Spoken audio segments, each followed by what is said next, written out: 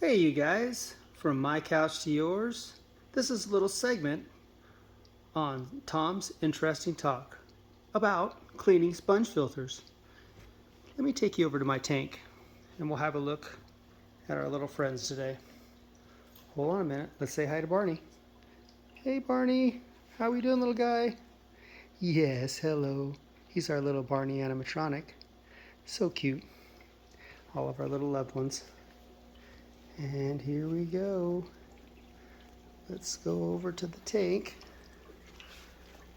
Oh yeah, look. Our guys are coming up to say hi. Let's zoom in just a little.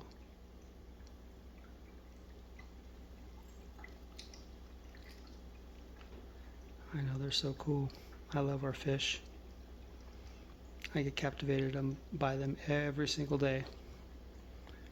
So today, we're going to clean a couple sponge filters in the back. Let's spread this back out. Sorry, I'm doing this on my cell phone, you guys. I apologize.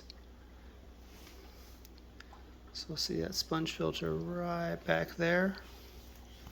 We're going to change that one out today. And there's one back over here, I promise. And we're going to change that one out today. For this tank, I have a very established substrate. You know, lots of lush plants to be eating lots of nitrates. Nitrates. So my biological cycle in this is very good. I don't really have to worry about it. I have plenty of bacteria and substrate and plants to create my nitrogen cycle. This tank has a very good bioload. It can take quite a bit because of all the established surfaces on our rocks, our wood, shells, and the things that we have in this tank. It can take a very heavy bioload, so to speak, when it comes to the nitrogen cycle. Remember, it starts with ammonia. As you feed your fish poop and pee, and they produce ammonia. And then there's bacterias. You need to create bacterias that eat the ammonia that make nitrites. And then of course, you need another bacteria that eats your nitrites and turn it into your nitrates. And then what happens is your plant absorbs those nitrates. And by me having a nice heavy load of plants in here, the cycle of life, so to speak, works really, really well. So I'm going to pull a couple of these sponge filters out real quick, and I'll show you how I do it. I have this really cool big net. I love it. Works great. But there's poop and stuff caked up on the outside of the sponge filter. I mean, some of it's going to stay in the tank and come out, but I'm going to get the majority of it with this net. So I'm going to scoop that filter up with this net and drop it into my bucket that I have right here on the top of the tank. There we go.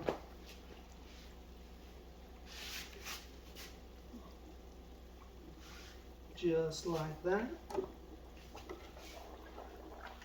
Right up into the bucket.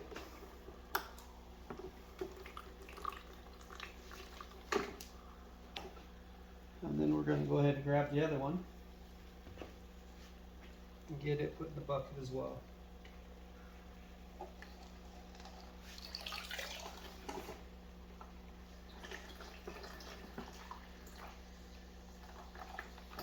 Couple reasons I use the net.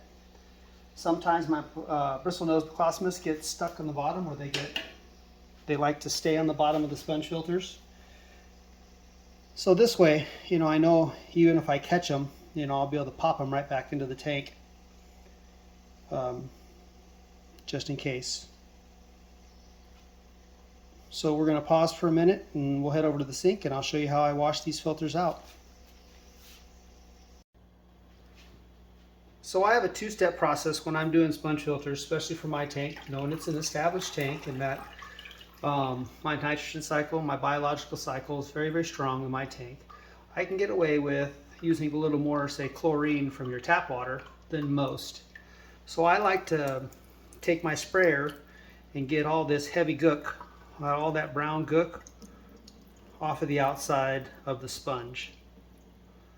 You know, you'll notice there's some little snails in there. Those are baby snails. Some of them will last, some of them won't. But I use my sprayer and knock off all this gunk, so to speak. And then I'll show you what I do afterwards.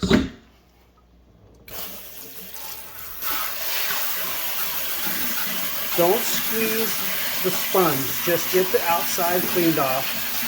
And I'll show you what we're going to do with the next part. I use a little bit of warm water, but it's not hot water. I'm just trying to get all that gunk off the outside of this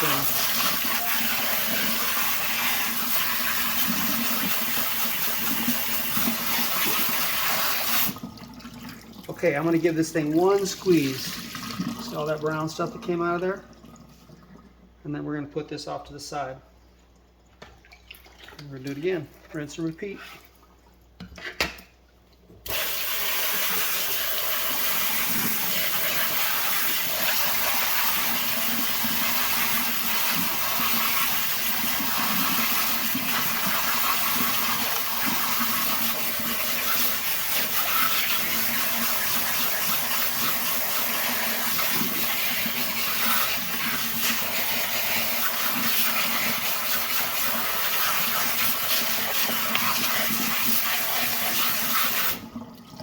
Give it one good squeeze.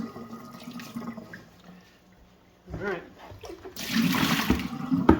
So I don't know if you noticed, but this is I have a little OR spigot here. So I have just a small OR system that I use. And I pre-did a bucket of OR water.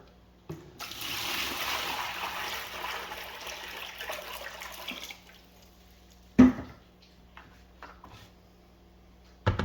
then I'm going to give these sponges a good squeeze. Just try to squeeze anything else out of here that I possibly can.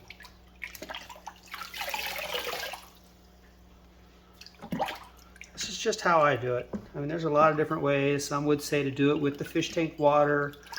So you keep it the consistency. You know, I use the OR water because it's very clean. And like I said, I have a very good bio load, so I'm not too worried about killing some of the bio load in this sponge or these sponges, because it will establish itself very, very quickly in my well-established tank.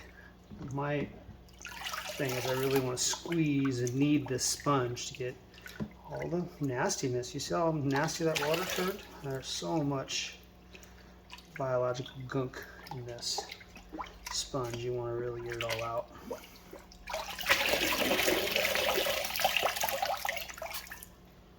I'm going to do this one more time. And probably the other one more time. Even this, you know, you need this thing, get all this out. Even if you sprayed this more with your sprayer, you'd still get more and more black and brown gook out of here. These sponges work really good. They really do a good job at scrubbing your water. I just want to show you, man. Look at all this. Look what came out of those sponges. How nasty that is. Now, honestly and truly, I poured that out.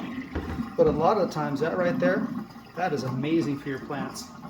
You use that water right there to water your house plants. There's a ton of nitrates in there.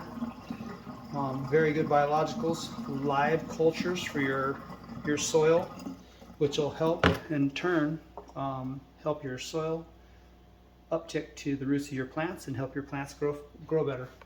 It's an amazing process. Normally I would use that, but today I'm not.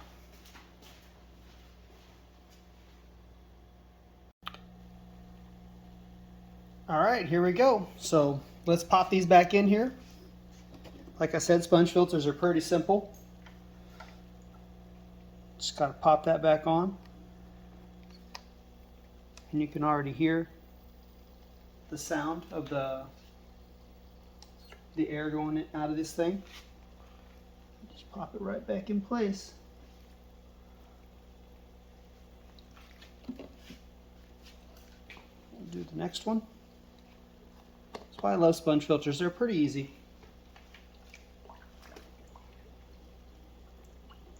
Right back into place. And you see, I don't know if you can see, with the little white specks, there's still some of those snails that I was talking about. Snails are good for your system. I mean, snails can indicate that your tank is dirty. But when you run a system like I do, I mean, the snails are cleaning just as much as anything else is cleaning. So, I don't know. I like having them. I have a few fish in here that actually eat them. The Kerbensis will nip at them from time to time. The Grommies will nip at them a little. So they help control the snail population. But also the snails help me keep the whole tank clean. Cycle of life, baby. It's a very cool system. Alright, you guys. That's Sponge Filter 101 from Tom's 155-gallon tank. Hey, thanks for watching. Bye. Like and subscribe.